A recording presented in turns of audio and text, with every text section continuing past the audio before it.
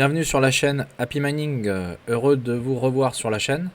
Aujourd'hui, on va se poser la question de savoir, question peut-être un peu bête, hein, mais quelle est la carte graphique la plus efficiente, qui a le meilleur rapport hash rate watt par rapport aux autres.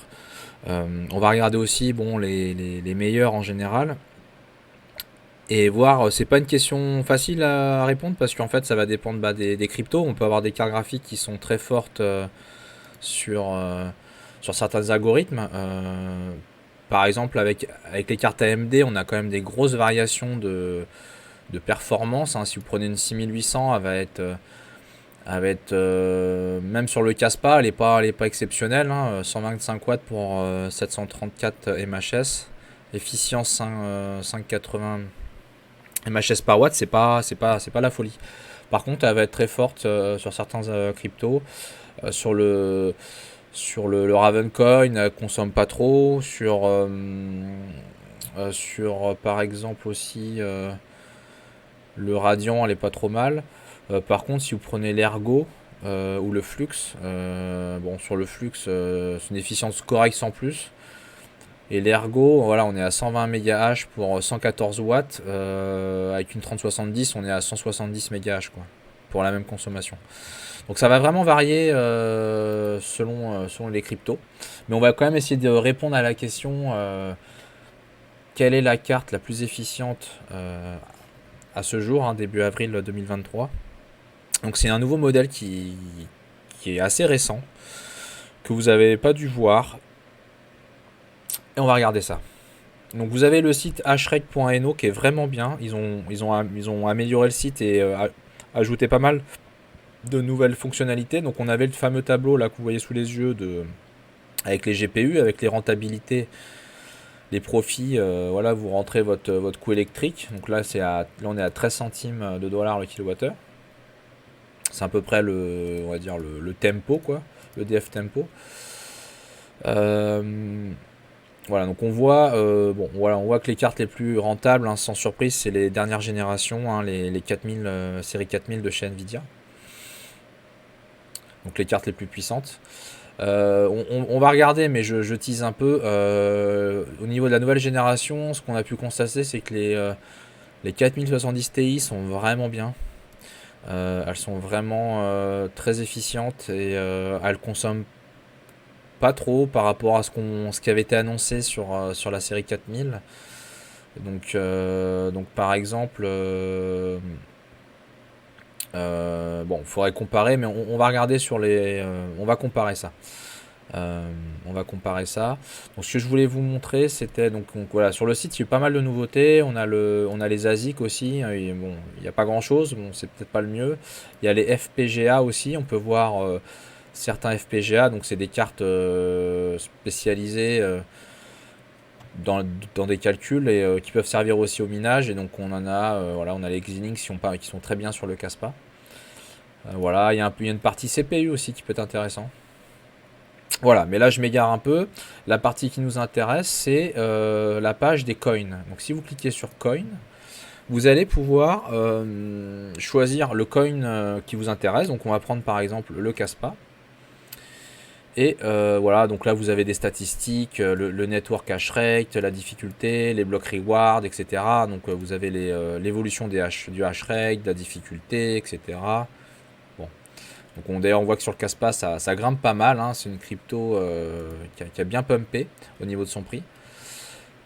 Voilà, donc vous avez pas mal de stats. Et nous, ce qui nous intéresse pour élire la carte la plus efficiente, il y a la partie benchmark qui est très intéressant. Ça ressemble au tableau Excel qu'on avait fait dans une vidéo où on avait partagé un tableau Excel pour essayer de voir les cartes les plus efficientes. Eux ils l'ont fait, donc c'est disponible, on va l'utiliser. Donc il y a le hash rate pur, donc la puissance pure, et l'efficience. Donc on va exclure tous les FPGA qu'on a vus, hein, qui sont les plus efficients, les plus puissants. Et donc les premières cartes qui sont les plus efficientes, on a la RTX 3070 Ti laptop. Ensuite on a la 3060 laptop. Et après on a la 4070 Ti et 3070. Donc la 3070, hein, dans la génération de la série 3000, c'est souvent celle qui qui est annoncée comme la plus efficiente de sa génération. Donc c'est vrai qu'on la retrouve du coup en haut.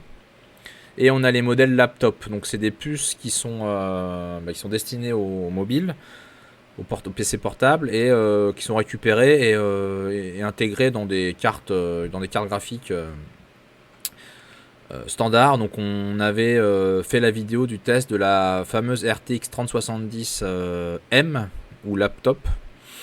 Alors je sais pas, ah oui, je la trouvais pas, elle est ici.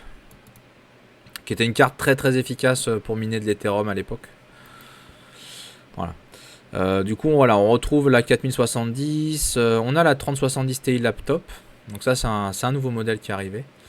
On va prendre d'autres cryptos pour comparer. Donc voilà, sur le Caspa, sur l'Ergo, on retrouve la 3070 Ti laptop qui a une efficience qui est vraiment au-dessus du lot. Il y a la 3060 laptop aussi. Et la fameuse nouvelle génération, la 4070 Ti, qui est, on voit qu'il y a quand même un gain d'efficience par rapport aux autres. Voilà, donc on a la 3070 M ou laptop, hein, celle-là on l'avait déjà présentée, qui est en haut du tableau, sans surprise. Voilà.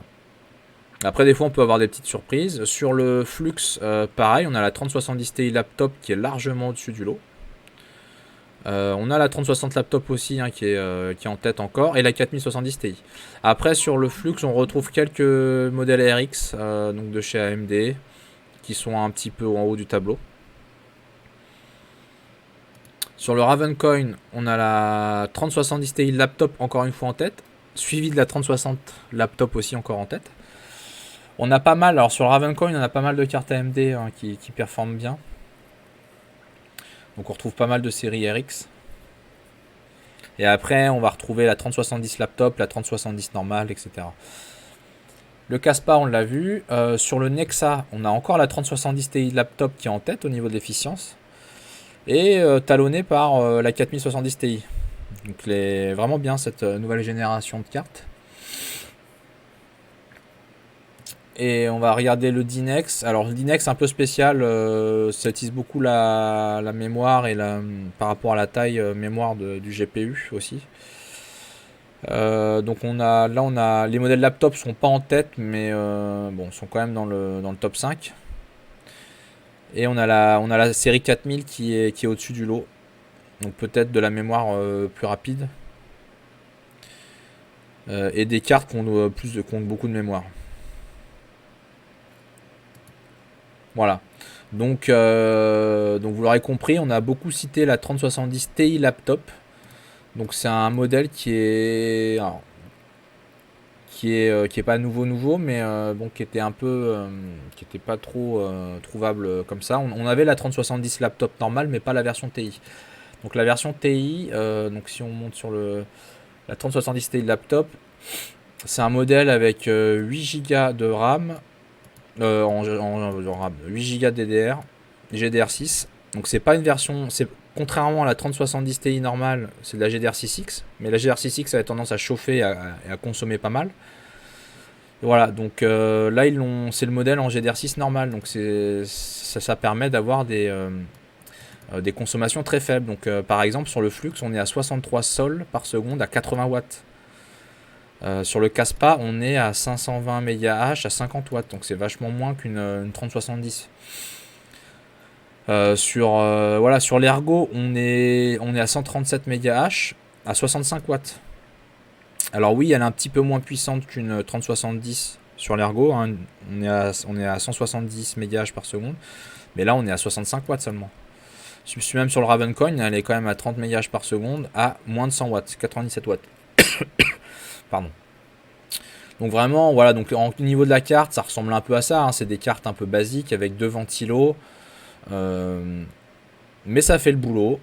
Ça chauffe pas. Et c'est une des cartes les plus efficientes du marché. Voilà, donc après j'avais déjà fait une vidéo sur la 3070M. Donc là c'est la 3070 Ti M. Donc c'est à peu près les mêmes arguments que la 3070M. C'est-à-dire que dans les arguments pour acheter des cartes comme ça, en termes de prix, vous voyez, on peut avoir des cartes à peu près 400 € TTC. La meilleure efficience sur le marché des GPU.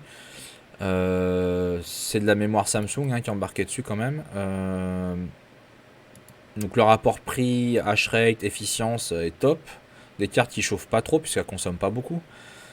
Et ils n'ont pas besoin du coup de mettre, même si c'est un peu basique ce qu'ils installent dessus, ils n'ont pas besoin de mettre des trucs de fou, ça consomme pas trop. En contrepartie, bah, c'est des cartes un peu no name, hein, ça va être plus dur de les revendre à des gamers, hein, des cartes comme ça. Donc ça c'est vraiment des cartes pour le minage pur et dur et vous allez garder longtemps ou revendre à des mineurs. Ensuite, c'est des cartes où, alors, il faudra tester sur ces nouveaux modèles-là, mais sur la 3070M, il fallait utiliser une version de driver Nvidia enfin, certaines versions spécifiques, et on pouvait pas mettre les dernières versions. Donc, on a tendance à faire des rigs, de pas mélanger ces cartes-là avec des cartes plus récentes parce que on peut pas monter les versions de driver. On est sur des 460, 470, mais à vérifier si c'est toujours le cas sur les nouveaux modèles. Voilà, vous n'avez pas une garantie, voilà, c'est des garanties de 3 mois hein, que vous avez là-dessus, hein, vous pouvez pas avoir du 2 ans, c'est pas des cartes qui viennent, qui sont achetées chez des fournisseurs, des grossistes en France, c'est de l'assemblage hein, fait en Chine. Voilà, en tout cas on n'a pas eu de problème sur les 3070M à reporter, hein, on n'a pas eu de soucis là-dessus, et ça tourne depuis un moment. Voilà, donc ça c'est dans les points, les aspects négatifs, voilà. Mais sinon il y a beaucoup d'aspects positifs sur cette carte-là. Voilà, je voulais vous faire cette vidéo pour vous partager ça. Ce modèle-là qui a l'air intéressant, un 3070 Ti laptop ou 3070 Ti M, hein, c'est le même modèle. C'est la carte qui a l'air d'être la plus efficiente en ce moment. En carte sympa aussi, du coup, on a retenu aussi la 4070 Ti. Donc celle-là, ce qui est bien, c'est une carte de dernière génération. Alors par contre, elle coûte, on est plutôt autour des 900 à 1000 euros. Donc on est un peu plus du double de la 3070 Ti M. Mais en tout cas, en termes d'efficience, elle est intéressante. Et puis après, on a toujours la 3070M laptop qui est là. Donc celle-là, on l'avait déjà présentée en vidéo. Voilà, donc voilà, en tout cas n'hésitez pas à faire un tour sur le site hashrate.no, sur la partie coin, vous pouvez chercher hein, les coins que vous cherchez à miner, voir les meilleures cartes graphiques. Et donc là, donc vraiment intéressant, et puis et on vous mettra un lien dans la description si vous êtes intéressé pour acheter la 3070 Ti M. Voilà, donc à bientôt sur la chaîne Happy Mining, bon minage à tous.